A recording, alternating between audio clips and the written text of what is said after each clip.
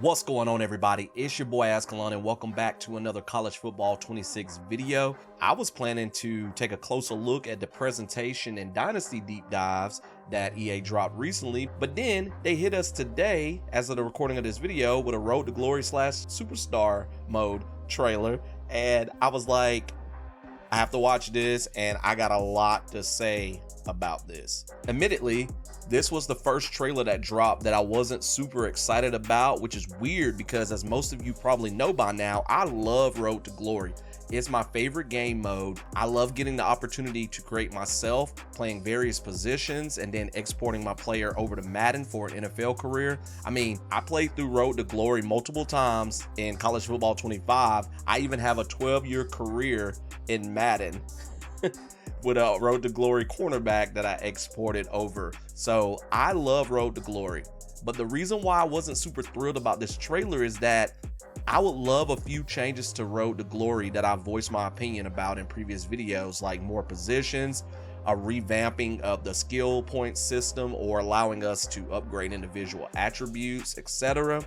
And it doesn't seem like any changes have really been made for this game mode, at least as far as things that I kind of want personally. While I watched the trailer, what little excitement I did have vanished almost immediately, because on the surface, it seems like Road to Glory is going to be the exact same as last year, only with a few minor tweaks to make it seem like EA has changed things, when in reality it is stuff they've always had in this game mode in previous, games, but they make it look different by what they call it now or how it works exactly, if that makes sense. But I'm not Ryan Moody. I'm not going to sit here and give you guys a breakdown video where I only criticize Road to Glory the entire time, especially since I haven't played it yet.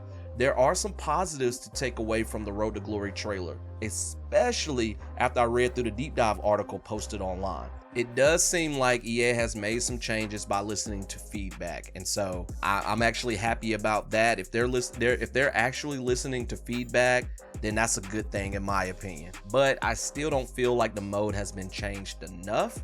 But we'll talk about all of that as I get into the breakdown. So let's go ahead and get into the video and see what's new with Road to Glory this year. Strap in, everybody, because this video may be a little bit longer than my typical breakdown videos. This might be longer than 15 to 20 minutes, more on the 30 to 40 minute side, because there's a lot I gotta say. So let's get into it. Let's go.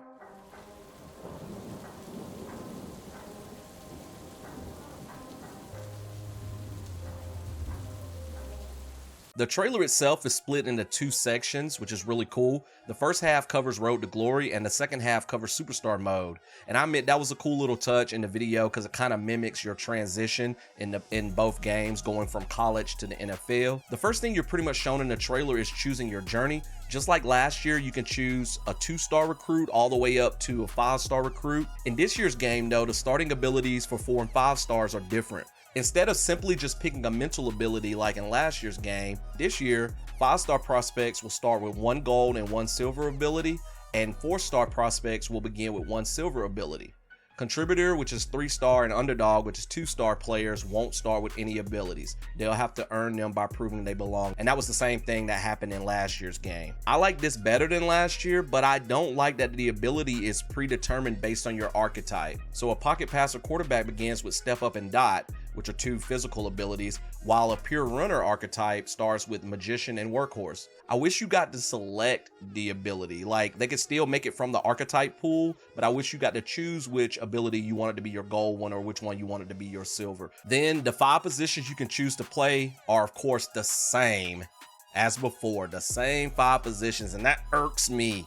No safety, edge, or tight end positions again. Like, come on, EA. I guess we're gonna have to create a slot cornerback again this year to somewhat mimic playing as a safety or an edge rusher or a physical wide receiver, and have him remain like 3rd on the depth chart so he can line up in the slot more often, and we can pretend that he's a tight end. Like, it's crazy to how popular, especially edge and tight end, those positions are now, since they have changed so much over the past few years, and they're still not included as positions that you can choose from. That makes no sense to me. They did change middle linebacker to Mike on the choice screen. Cool beans. It has already been revealed that the archetypes for each position has been tweaked slightly. In the trailer, you can only see the quarterback archetypes, and there are 4 now as opposed to 3 in last year's game. I'm really curious about the dual threat quarterback, I would definitely have to play around with that one. What bothers me from the trailer though is that a dual threat quarterback starts off with more quickness than a pocket passer, which makes sense, but then the cap for quickness is the same for both. That doesn't make any sense. A dual threat quarterback should be able to potentially be quicker than a pocket passer. It seems like EA are messing up some of the rating caps and stats again, which was a complaint I saw a lot in discussions about College Football 25. At this point in the trailer, I was wondering if there are going to be 4 archetypes for each position, but in the Campus Huddle article, there are 6 running back archetypes to choose from as shown in the article.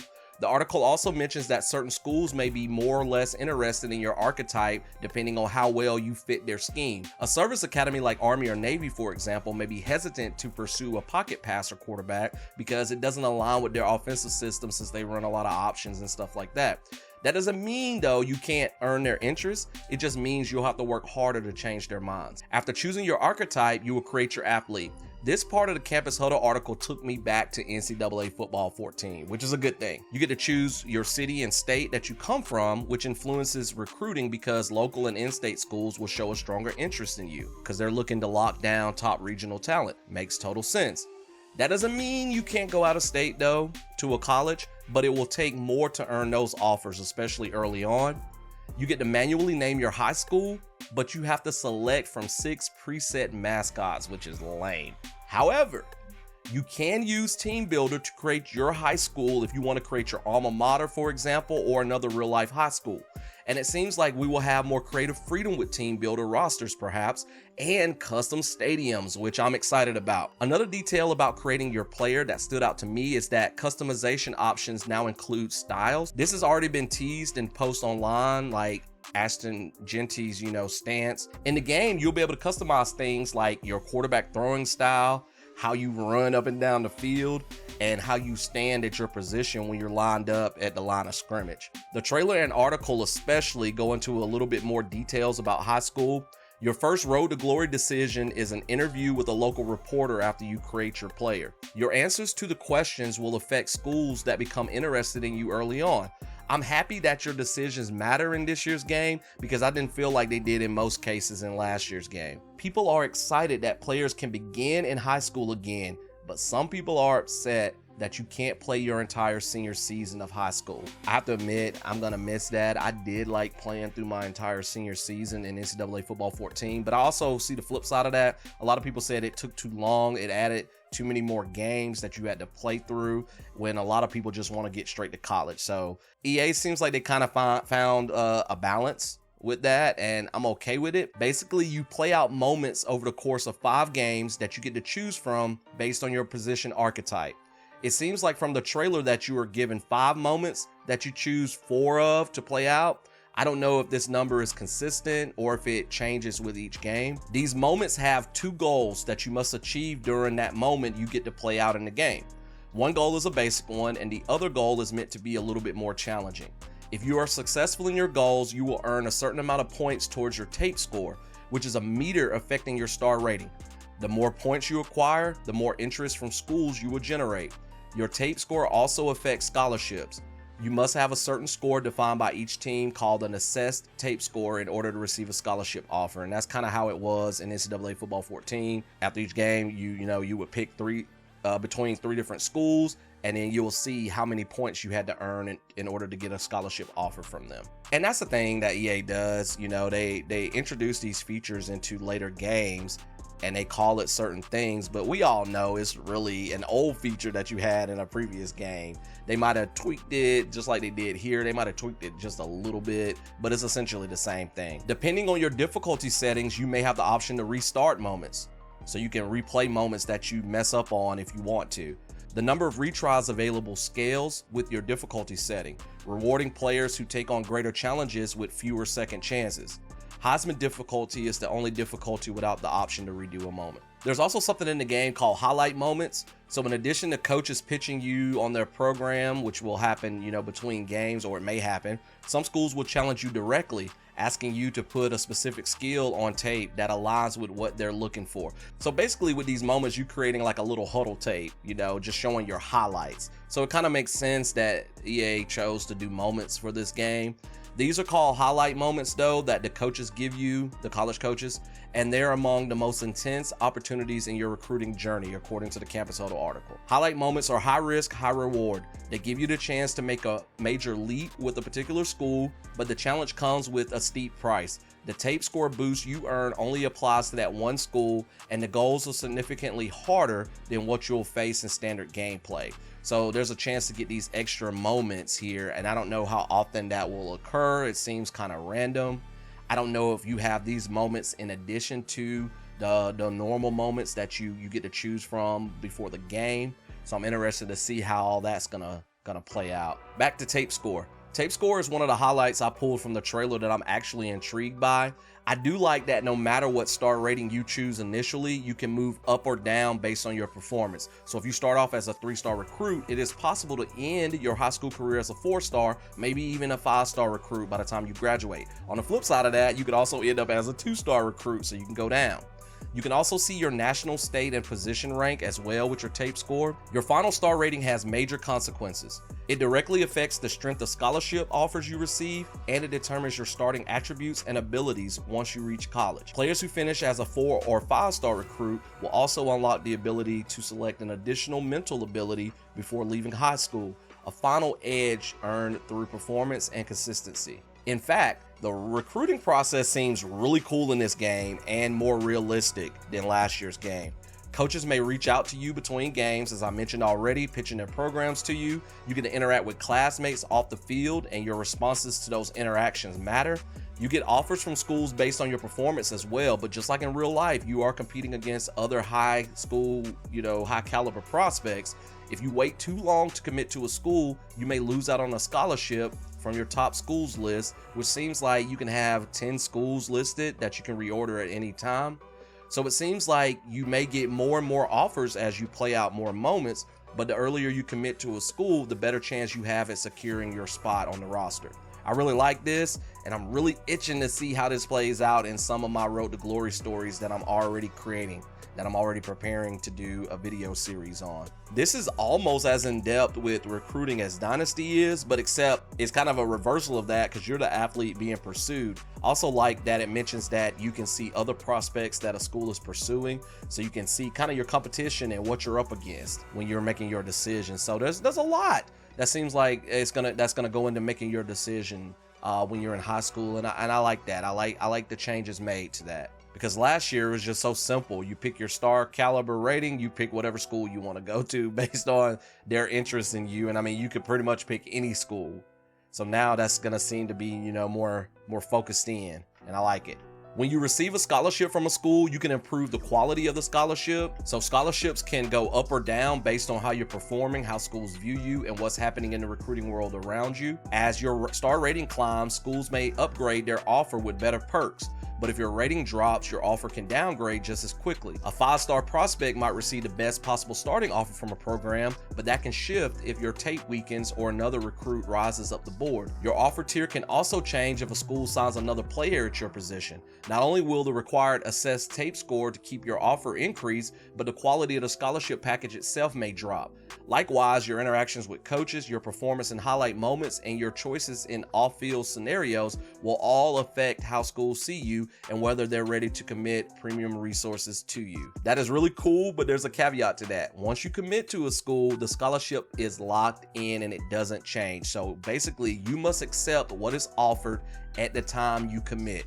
So there's no more, trying to get more perks and various things like that. Of course, you can decommit just like in real life, but that will of course affect things like an increase in tape score needed to earn a new offer from the school you decommitted from. You could lose the offer completely, like maybe they changed their mind about you. So there has been a lot, and it seems like with this trailer and with the deep dive, a lot has been improved for the high school experience, since that was kind of lacking in college football 25.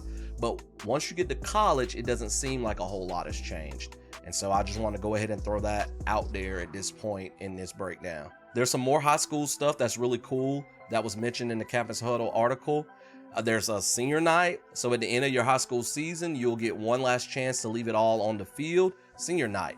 This is your capstone moment, a final opportunity to showcase your growth, your tape, and everything you've built throughout the season. You'll be honored with a special run out. They're really focusing on that this year, and I'll get to that more so in a little bit. Flowers in hand as you celebrate your final home game under the lights. But this night isn't just symbolic. It's also your last chance to manage your top schools. Once the game wraps up, you'll need to officially announce your top 3. So I'm assuming you get to do that if you haven't already committed to a school, or maybe you still get to do that even if you committed to a school, because again, you can decommit. This decision is critical.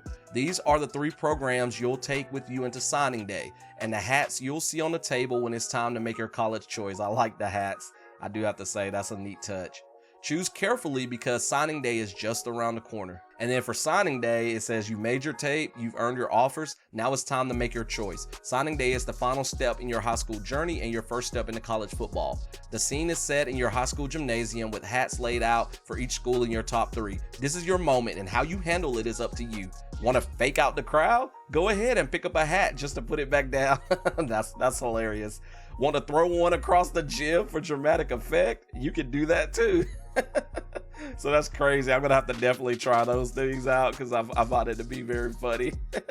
But when it's all said and done, you'll grab the hat for the school you're ready to commit to, the place where you'll begin to leave your legacy in the college football world. So again, a lot of the high school stuff added for college football 26 that we were missing in college football 25. I just hope they all turn out to be really cool, and I hope that we all get to enjoy them. One thing that made me groan verbally while watching the trailer is the new Coach Happiness feature. I am not happy about that feature. I already feel like the Coach Trust system was pretty basic in college football 25, and now they've added another coach feature. Coach Trust is still in the game too, by the way. In the trailer, they mentioned that Coach Happiness affects things week to week on and off the field. How you perform or your responses to questions or comments can affect how long you stay in the game, or if you end up benched, because Coach Happiness is directly tied into Coach Trust. The more happy the coach is, the more the coach trusts you. I feel like it should all just be one thing, either called happiness or trust and not 2 different things, but I digress. It says in the Campus Huddle article that Coach Happiness fluctuates week to week and game to game. If it's high, you'll progress through Coach Trust faster. If it drops too low, your Coach Trust slows. You may begin to lose trust each week, and if things get bad enough, you could be benched or demoted entirely. I like that change to it. It makes Coach Trust more meaningful, it seems. Because again, that was one thing I didn't feel that was very meaningful in last year's game. Once you've lost your depth chart spot, you'll need to compete in a position battle to earn it back, but your coach won't even consider giving you another shot until your happiness rating has returned to neutral. While I like this on paper, even though I groaned about it, I hope that auto sub and fatigue settings don't interfere with Coach Happiness like it did with Coach Trust in last year's game. That's why to me, Coach Trust didn't matter, because no matter how much trust you had, and even though you were the number 1 receiver, running back, whatever on the depth chart, you would be pulled from the game during important drives or even for an entire quarter unless you played around with sliders as a workaround. College football 25 would also pull you out of the game to cheat for the opposing team. Too many times I watched one of my Road to Glory athletes get pulled from a game late in the 4th quarter, only for me to watch the sim screen of the opposing team scoring quickly to take the lead, and my team ended up losing the game. I'm not saying I could have single-handedly made sure the opposing team didn't come back on us, but I should have at least had a chance to play, especially when I was the freaking starter. That's why I groaned when I saw Coach Happiness, because this has the potential to be a neat feature. I just hope that other stupid stuff doesn't interfere with it. Please, EA, I really hope you've straightened out the whole fatigue and subbing out thing. Like, I get there are sliders, but I shouldn't have to go in and adjust those things just so my player with the most coach's trust at his position, and he's the starter, should be able to play for most snaps. I get taking me out for a couple of snaps in a game, but I shouldn't be pulled out for entire quarters. I should not be pulled out as a running back when my team gets into the freaking red zone. Like, stuff like that just doesn't make sense to me if I have high coach's trust and I'm the starter. That is ridiculous. So I'm really hoping in college football 26 that they've taken care of that crap.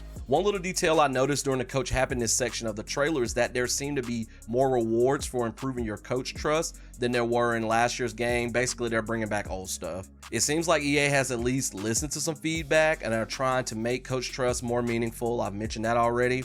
At least I hope it would be more meaningful. I mentioned that before too, but I can't emphasize that enough. I was definitely a practice simmer in College Football 25. I never did practices. That's how much coach trust meant to me in that game. And practicing is once again tied directly to coach's trust in College Football 26 as well. There are some other things tied to it that I've either mentioned already or I will mention, but practice does affect coach's trust just like before.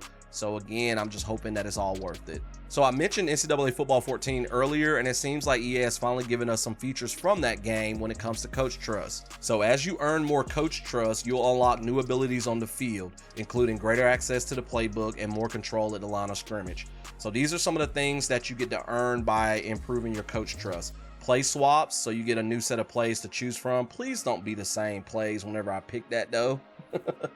You get an increased number of plays the more coaches trust you have. So you start with one play, so I guess the coach will choose one play for you, and then you can work up to 2 plays, then 3, 6, 9, 15, all the way up to full playbook access when you've achieved the max coach trust. So that in itself, at least for me, is making coaches trust a little bit more worthwhile, because there was no point to even get to the max.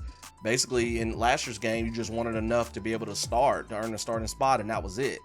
So now you can get full playbook access, and I know some people have been asking for that. I didn't mind one way or another about having full playbook access, because as a wide receiver, for example, I'm not going to have access to the full playbook in real life. The coaches will make, the play calls, but I can see how a lot of people wanted that more so because the AI in the game makes stupid play calling decisions sometimes. So I mean, I get it. I see both sides of that. Audibles, you can change the play at the line of scrimmage, so you get more audibles, I guess, the higher your coach trust is. Hot routes as well.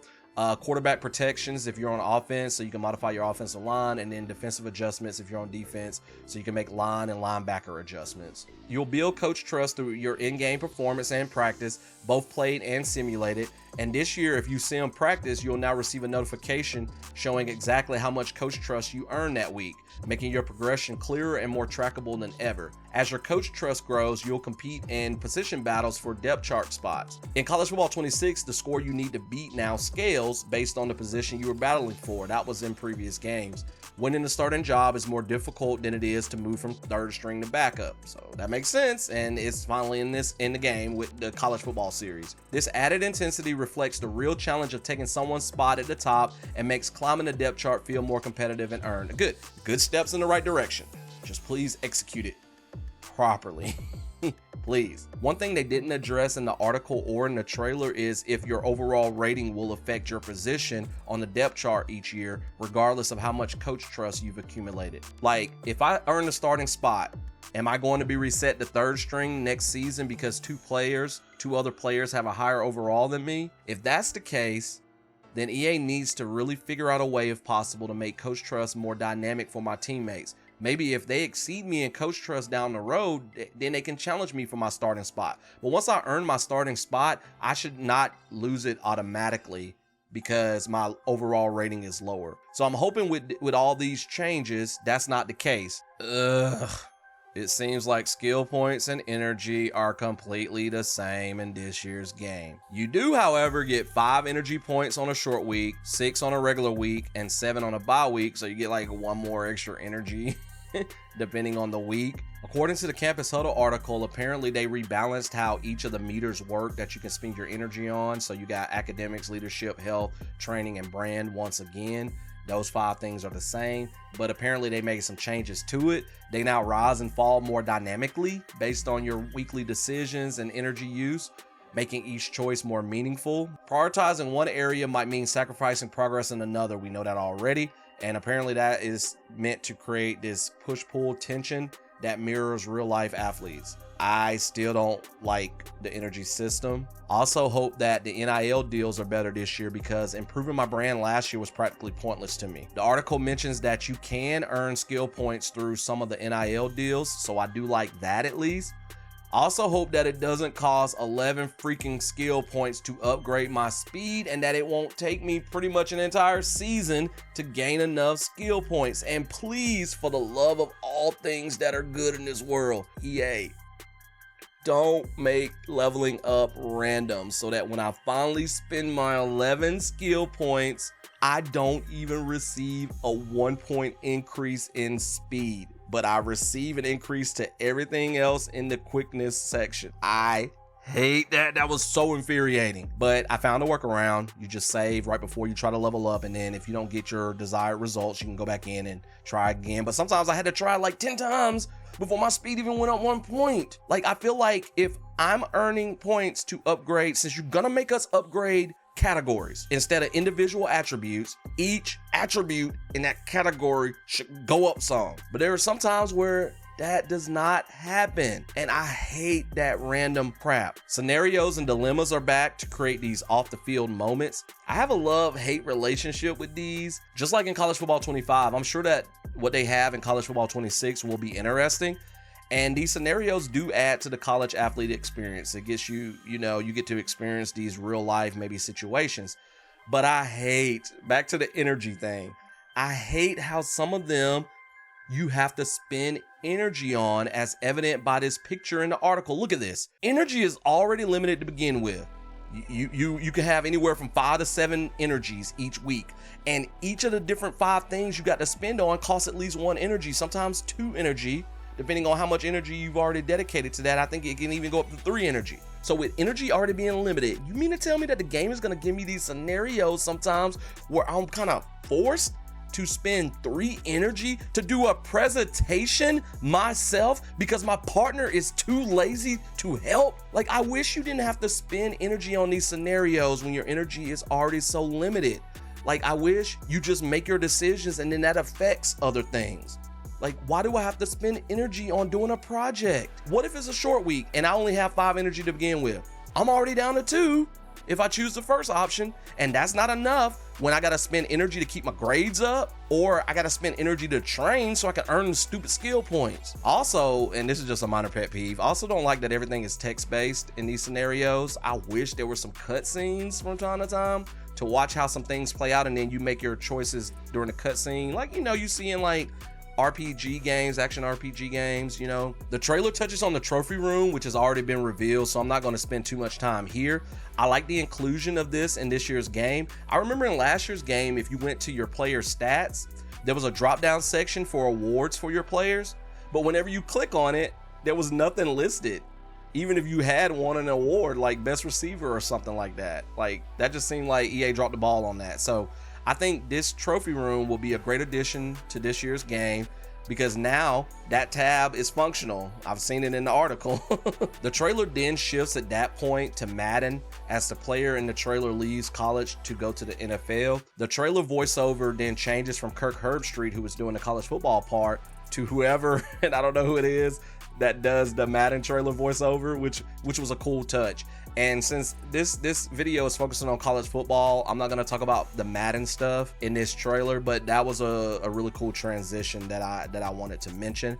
I may do another video where I take a look at the Superstar mode for Madden. So if you guys want that video, make sure to drop a comment below and let me know. Smash that like button for this video, and I will get to working on that and try to get that out as soon as possible. Now, before I conclude this video, there are a few things from the Campus Huddle article that stood out to me that was not mentioned in the trailer that I want to quickly go through. So one thing the article says during the high school portion is during gameplay, you'll have access to your full playbook customized to your archetype. A pure runner might see more quarterback design runs, because I think that's a QB archetype, while a pocket passer will have additional plays that stretch the field through the air.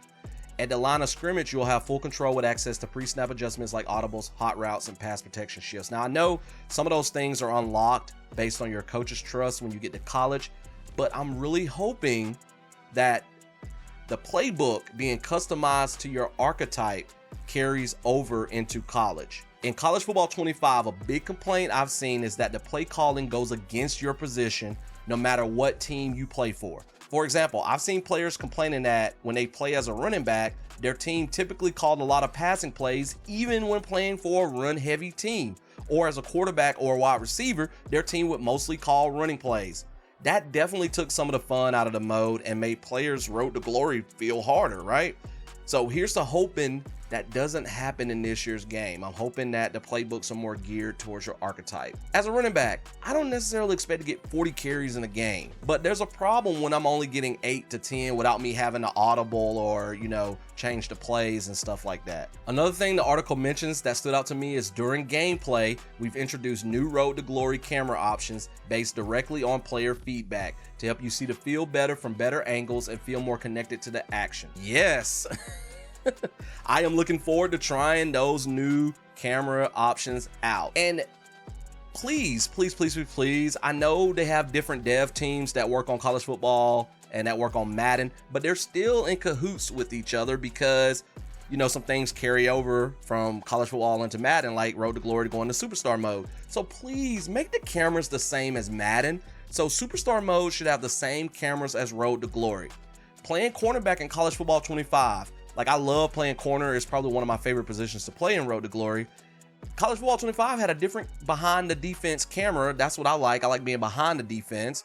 It had a different camera than Madden had. Like, Madden, you could see a lot more when the ball was snapped. The camera was a little bit more zoomed out and it wasn't at a weird angle like it was in College Football 25. I also like this. Now when you're running out of the tunnel, you're no longer just watching the pageantry of college football, you're a part of it. As you walk down the tunnel ready to run out onto the field, the camera will be directly behind your player, keeping you fully in the moment. You'll hear the band echoing through the stadium, see teammates rallying around you, and feel the electricity of a packed house welcoming you to the field. Madden already kind of had this in Superstar mode, but it seems like college football is finally implementing that, and I like that. I was like, last year, watching all the different cool intros, I was like, my player's not even a part of that. Occasionally, you would see your player, during some of the runouts, but not all the time, and especially not during, the moments that's specific to a particular school, like touching a statue or whatever. Like, my player's nowhere to be found. So I do like that they're changing that up for this year.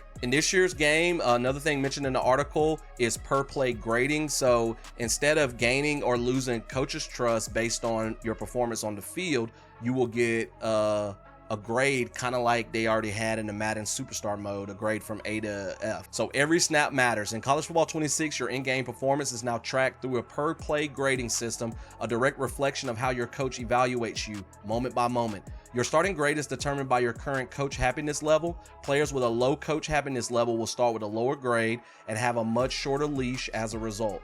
Every play updates your grade in real time, whether it's a clean touchdown pass, a key defensive stop, a costly sack, or a missed read. Grades are meant to be earned. Getting an A takes consistent execution and standout plays, but make too many mistakes and you'll drop fast. If your grade falls to an F, you'll be benched for a quarter. When you return, you'll start with a D+, one more chance to prove yourself, but mess up again and your coach won't hesitate to pull you out a second time.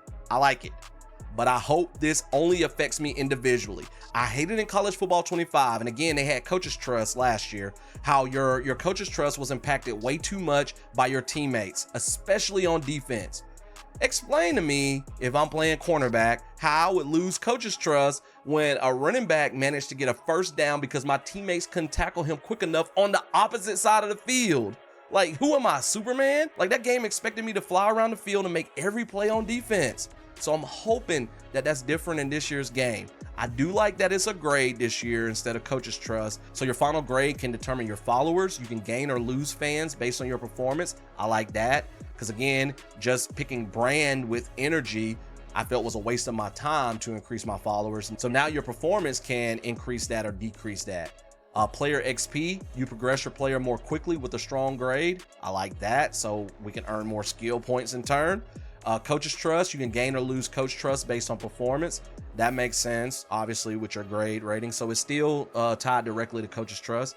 And then coach happiness, increase or decrease your coach's satisfaction with you. So I like that. One thing I was concerned about was player progression. I hate the progression system in College Football 25. I'm just going to be honest. I hate that when you upgrade your player, you have to dump points into categories in order to upgrade certain attributes. I really wish they would take an MLB The Show approach and allow us at some point, hopefully maybe in College Football 27, because it ain't gonna happen in 26, to upgrade attributes individually, or give us a choice between the two. That's what MLB The Show did with the recent game.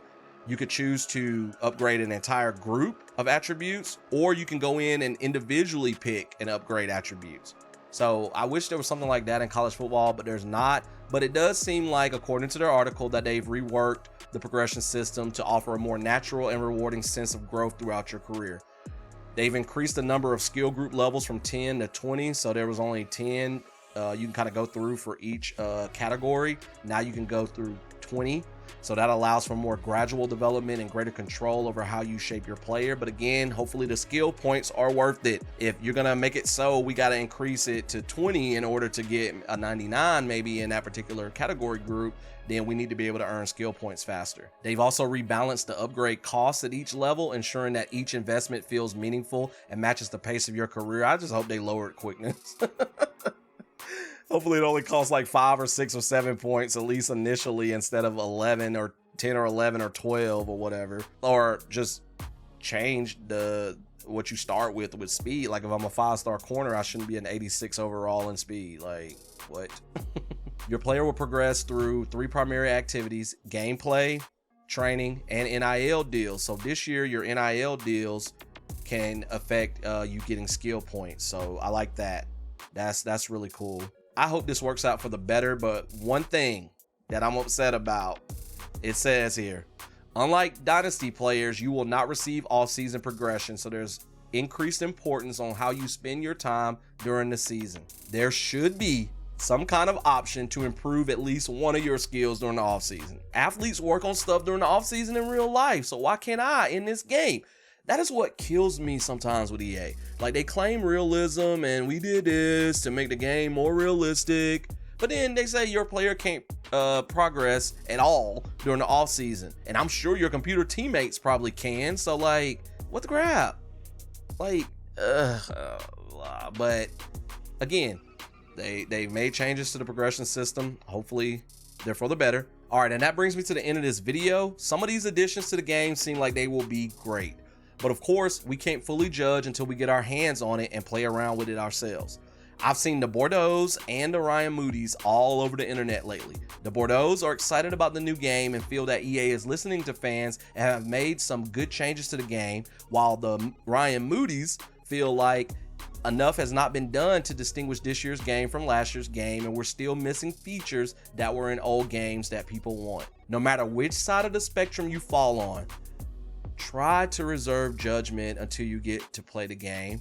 Like with any video game out there, there are going to be some things you will probably absolutely love about the game. There are a lot of things I loved about College Football 25, but there will also be some things that you will probably hate, that will probably drive you crazy or make you feel like, this feature looks so promising in the trailer, but it was a disappointment in the actual game. That's gonna happen. Look, y'all, the Mass Effect trilogy is my favorite video game trilogy of all time, but there are still some moments in those games that irk me, like how repetitive the maps are for the side missions in the first game, or the boring hammerhead missions in the second game. So you can say that probably about every single video game that you've played. Even a video game you really, really enjoy, it's probably not 100% perfect.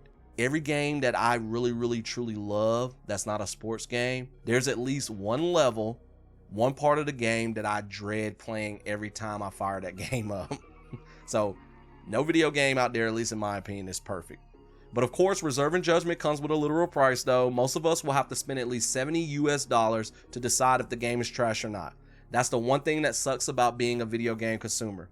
It's understandable how trailers and internet comments can definitely sway your decision on whether to buy the game or not, since most of the time there's no way to try out the game for free to see if you like it or not unless you have a friend or a family member that purchased it and you can play it with them or borrow it from them.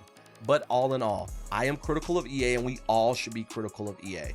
And I question some of their decisions, like what in the heck do we have to do to have more positions to choose from in Road to Glory and Superstar mode?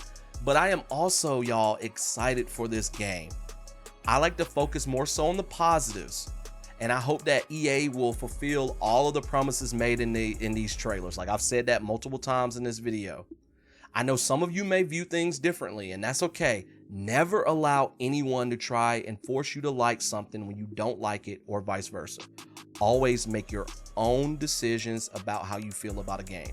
That's why I always try to present both the positives and negatives about college football that I feel personally and from what I've seen in the community. My hope is that I convey enough information about the game from both sides of the spectrum to help you make an informed decision about whether or not to give the game a shot. That's why I've been enjoying lately more and more making these videos where I kind of present the college football information to you guys, kind of break it down and look at it a little bit more deeply.